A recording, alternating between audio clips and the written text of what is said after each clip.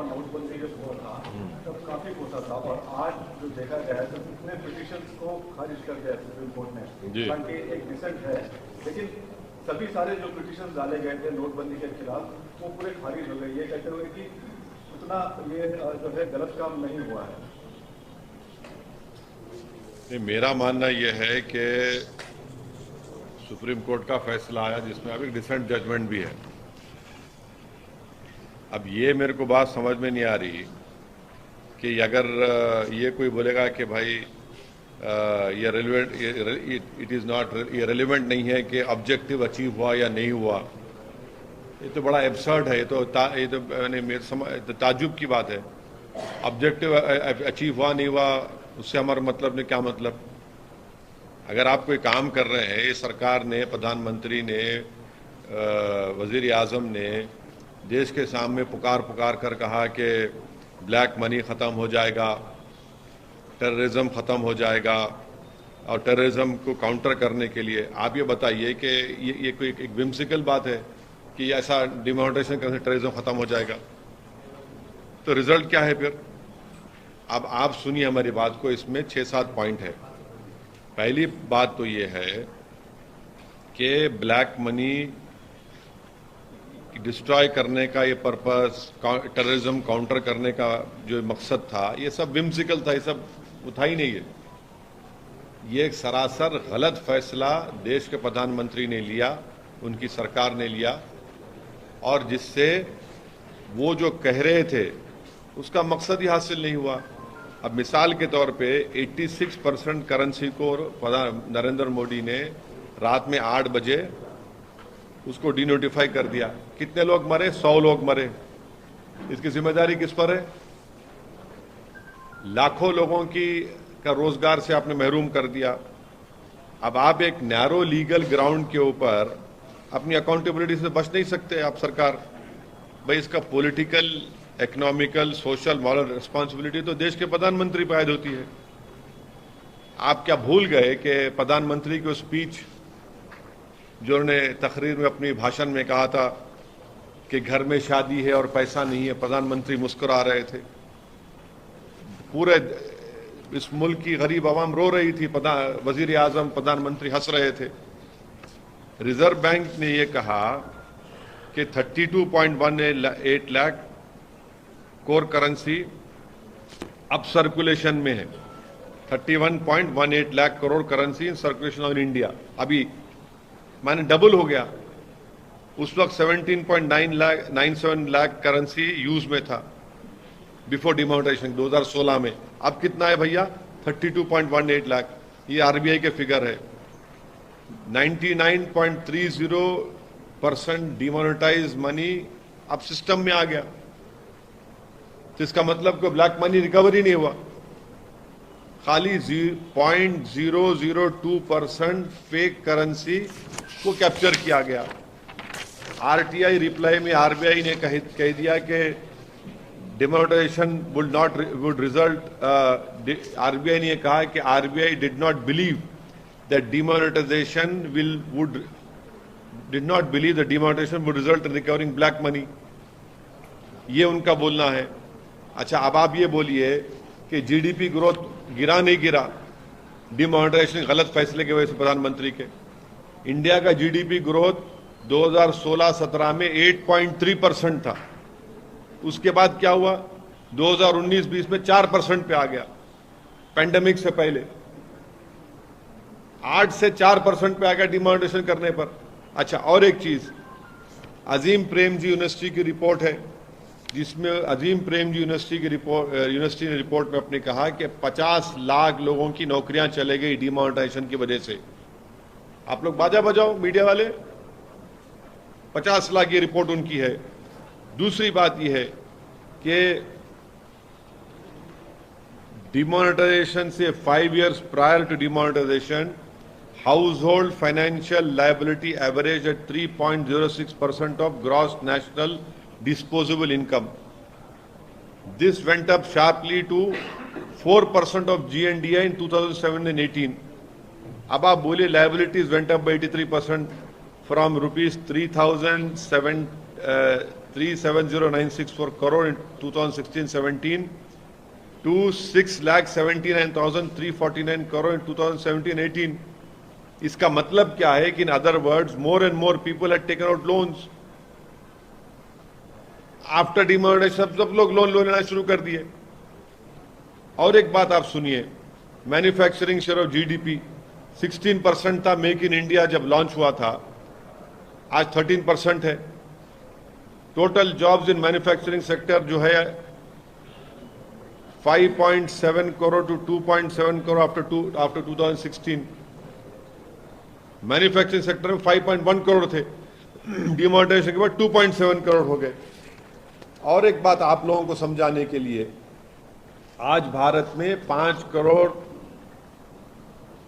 भारत के लोग नौकरियों में हैं, जिसको लेबर फोर्स पार्टिसिपेशन 60% यूएस में है, 70% चाइना में है और 40% भारत में है। अब आप बाजा बजाओ विश्व गुरु बोलो। 5 crore fewer Indians are working today than were before Modi became Prime Minister. Labour force participation 60% US में है, 70% चाइना में है और भारत में खाली 40% है। लोएस्ट इन साउथ एशिया है।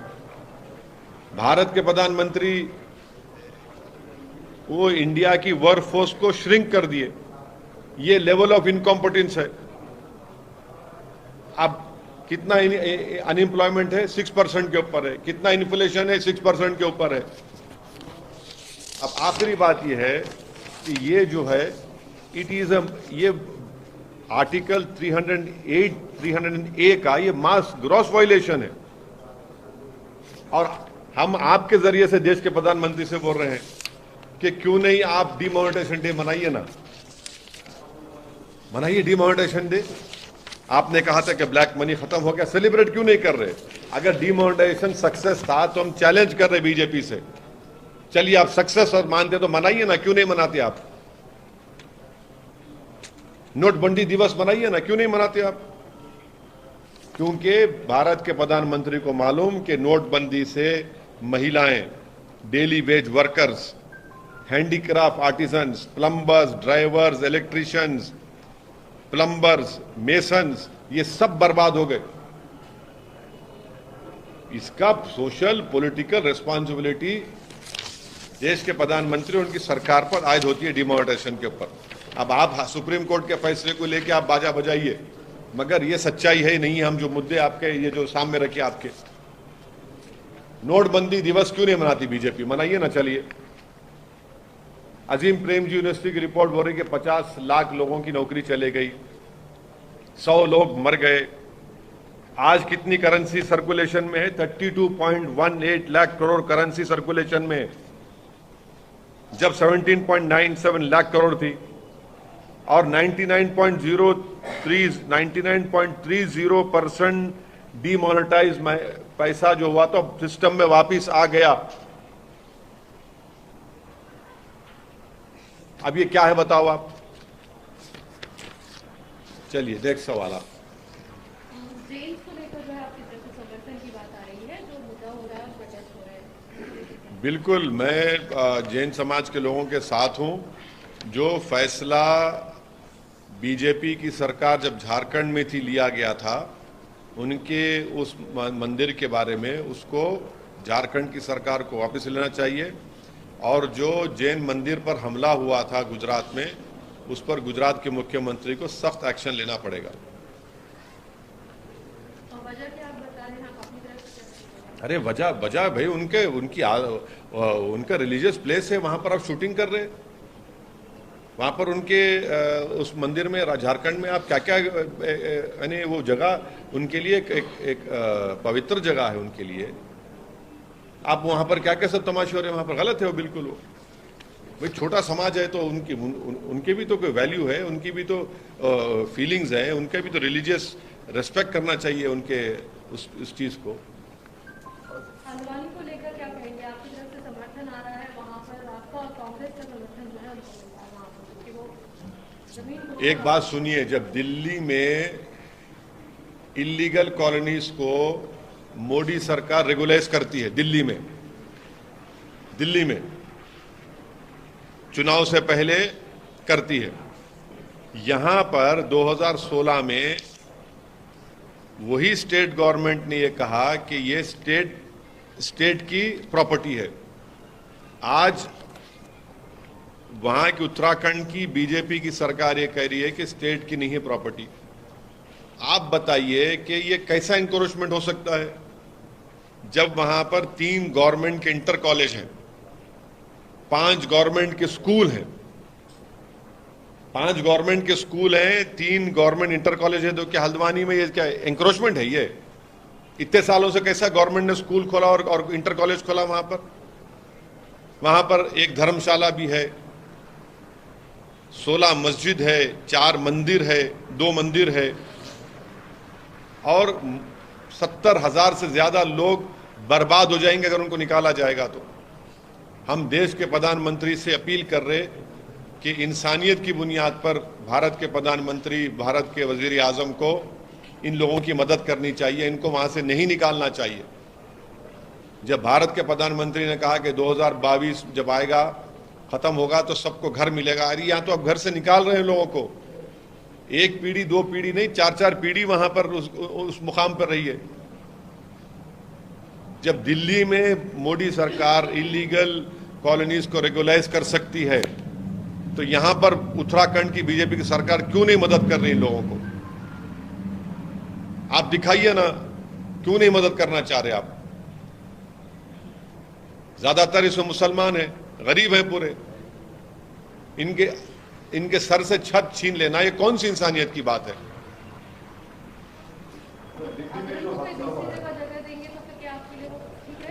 क्या अगर उनको कहीं और जगह दी जाएगी तो क्या आप उसके लिए मानेंगे?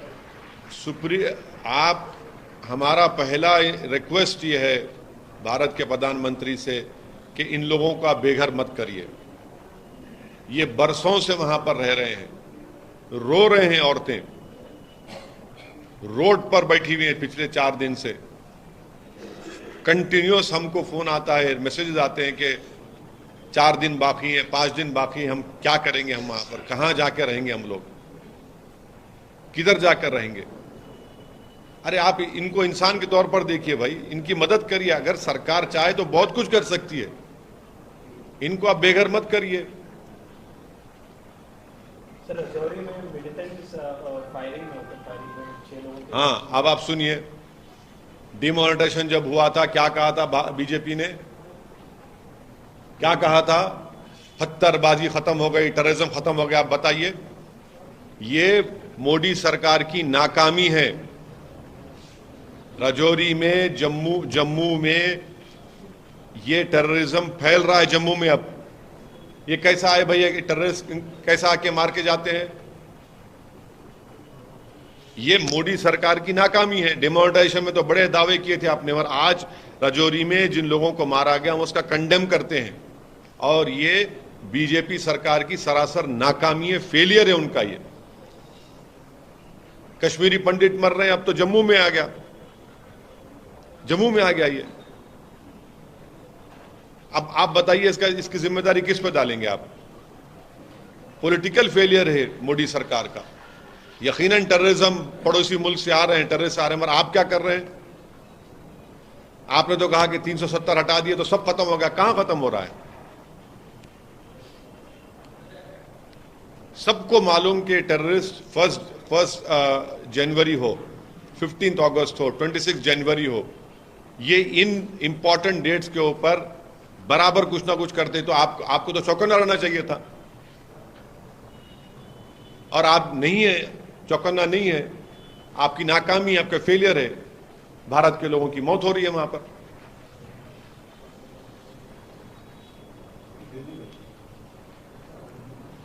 दिल्ली में जो हादसा हुआ है सर, ये एक घिनौना और बर्बरियत की एक मिसाल है। अफसोस इस बात का होता है कि हमारे इस अजीम मुल्क में ऐसे मर्द हजरात हैं जिनके दिलों में एक नफरत है खवातीन के बारे में। माने बर्बरियत, हैवानियत की मिसाल है जो दिल्ली में हुआ है। टक्कर मारते हैं और उस लड़की को घसीटते हुए लेकर जाते हैं, उसकी मौत हो जाती है उसमें। जितना भी इसकी मजम्मत की जाए, कंडेमनेशन किया जाए, कम है। और ऐसे क्रिमिनल एक्शंस में सख्ती के साथ इनके ऊपर केस चलना चाहिए और प्रोसिक्यूशन का, सरकार का काम यह है कि उनको सजा दिलवाए, पूरे एविडेंस जमा करके इस केस को स्ट्रांग बनाकर उनको सजा दिलवाए। जब तक इनको आप सजा नहीं दिलवाएंगे ऐसे ही करते रहेंगे। एक टक्कर मार दिया, कोई बच्ची को घसीटते लेके जा रहे हैं, क्या है भाई ये? और वो भी मुल्क के दारुल हुकूमत में, कैपिटल में ये हो रहा है।